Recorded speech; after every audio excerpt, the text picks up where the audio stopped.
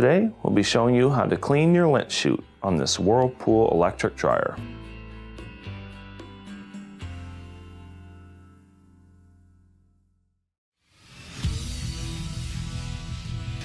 Be sure to visit ApplianceVideo.com, where you will find thousands of repair videos on the latest technology.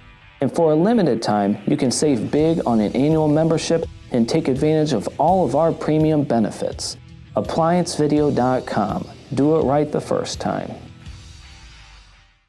Stop. Before beginning any repair, always be sure to disconnect the power to the appliance.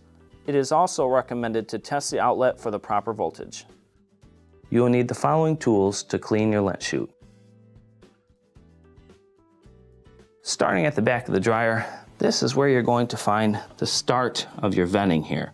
Your lint chute goes through the top, all the way through your blower wheel, and out the back exhaust. So the main reason why you would need to clean out your venting and lint chute will be if you're having longer than normal dry times. Now you can take your venting off the actual chute, turn on your dryer, and check to see if your airflow is good coming out the actual dryer. If it's good, you'll need to clean out the venting going out your wall. But if it's not, we'll need to clean out the actual dryer. Now, to begin here, you're going to want to stick your hand inside this elbow and try to clean it out here. On the other side, you have your blower wheel. So stick your hand in here, clean anything out, make sure this is clear. And the next thing you're going to want to do is go to your chute. To do this, we're going to have to take off the back panel here. To begin, you must first remove the electrical cover followed by the rear panel. The electrical cover has one screw on the top. Take this off, slide off your cover and set it to the side. And then the back panel has multiple 1/4" screws around the perimeter. We'll do the ones on the side first. The ones in the middle. Put your arm against it to remove the very last one. Bend it out, lift up, and set it to the side.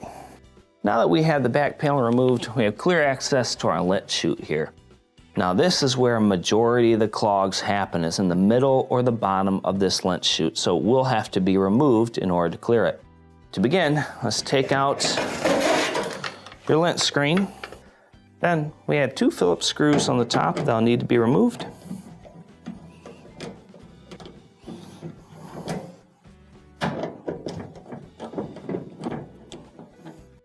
Take these out and set them to the side. And then we have to remove a couple of screws on the bottom of the chute here. So let's go ahead and take these off.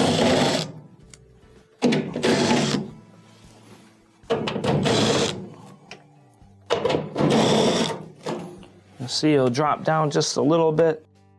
And then we need to pull off the chute itself. What you'll do is lift up, start to pull down.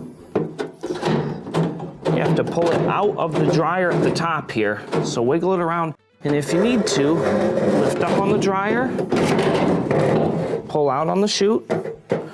And then usually where I find majority of the clogs are right in here, and then on here. So if there is something on here, make sure you clean it off. A lot of times there'll be pet hair or maybe fabric stuck on here.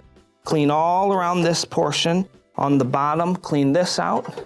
And of course, clean out your blower wheel very well. Make sure there's no lint stuck inside these fins. And now we can go ahead and put it back together. When reinstalling your lint chute, of course, the top portion is going to go into the top of the dryer. Now, you may have to tilt it forward to get it in here. It has to pass by that drum. Once you get it in, you bring it in nice and set it in place. Now, just make sure the top is not in a weird spot before you screw in the bottom. So let's line it up, put our first screw in.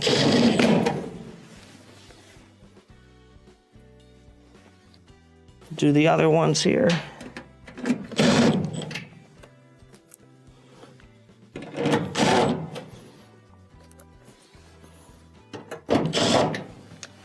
Let's get our Phillips and head to the top.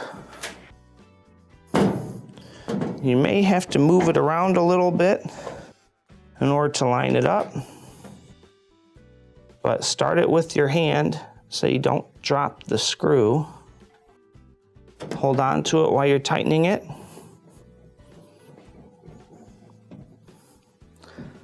You do not want to drop anything back inside the chute. So hold on to the other screw while you're putting it in.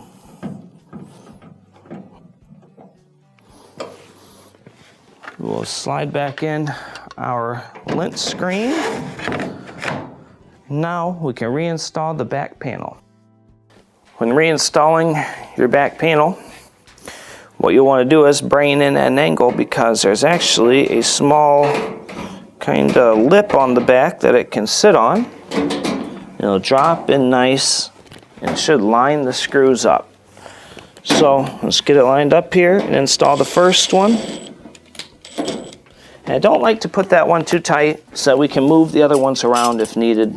All right, let's move the plate and install the second. Now go around and reinstall the others.